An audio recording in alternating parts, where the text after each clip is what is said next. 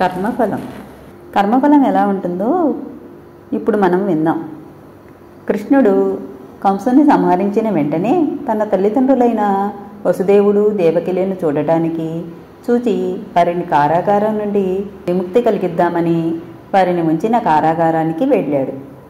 దేవకీమాత కృష్ణుని చూసిన వెంటనే, నాయనా, నీవే పరమాత్మవి కదా, నీకు ఎన్నో దైవిక శక్తులు ఉంటాయి, అయినా నువ్వు ఎందుకు 14 సంవత్సరాలు ఆగావు కంసుని సంహరించటానికి, కారాగారం నుంచి మమ్మల్ని విడిపించడానికి అని అడిగింది.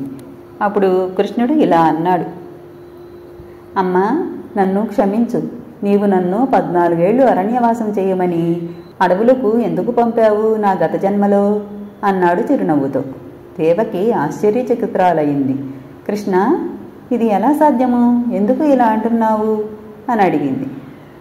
కృష్ణుడు అన్నాడు, అమ్మా, గత జన్మ గురించి నీకు ఏదీ జ్ఞాపకం ఉండదు, కానీ నీవు గత జన్మలో కైకేయివి, నీ భర్త దశరథుడు.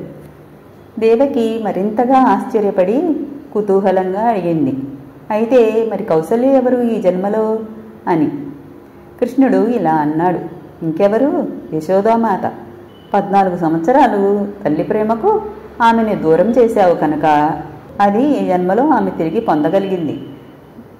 ఎంతటి వారైనా కర్మఫలాలను అనుభవించక తప్పదు. భగవద్భక్తులైన వాటి నుంచి తప్పించుకోలేరు. కృష్ణం వందే జగద్గురు.